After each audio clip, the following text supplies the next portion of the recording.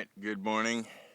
This is October 30th of 2012, the day before Halloween, that evil day where they sacrifice children.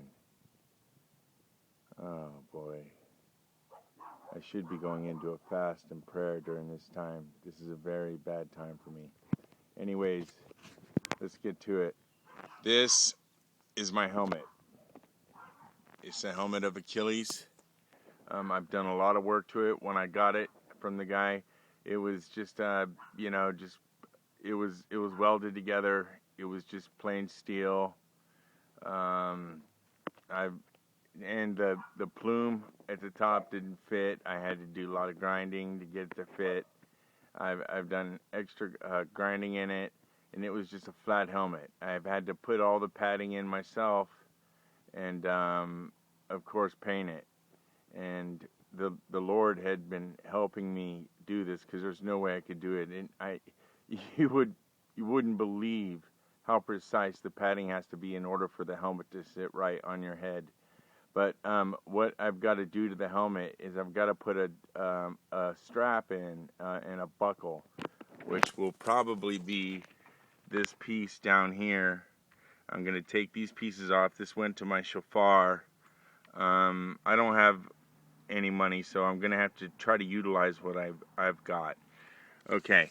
Anyways, let's get to the. Okay. First of all, here, let's go to this. Know that the Lord has set apart the godly for Himself, and yes, praise the Lord that I've been set apart, like many of you have. Okay. Now, let's look at the swords. This is what I was sharpening the other day.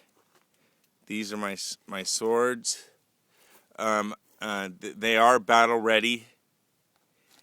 And they were for fighting, but they had no edge on them. It was for fighting. For, I guess, you know how they get together and they fight. But I've had to put edges on them.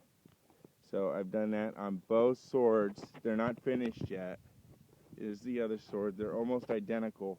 One's a little longer than the other. They both came with super long pedigrees or high carbon steel. One was museum quality with a full tang, which I believe is this one right here. I believe the other one has a full tang. I'm not sure, but I know that this stuff comes apart, so I'm going to take this apart to check to see if this is a full tang also. These are the sheaths. Okay. One of the hard things with the swords is I got to figure out, because I'm going to mount them on my back, and I don't know if I'm going to mount them directly into the back plate armor, or build something that straps on and that I can put on and take off, which is probably what I should be doing, but I'm not sure. These are the throwing spikes. These will go under my bracers, which is forearm armor, and they'll go underneath. There'll be 3 on one side.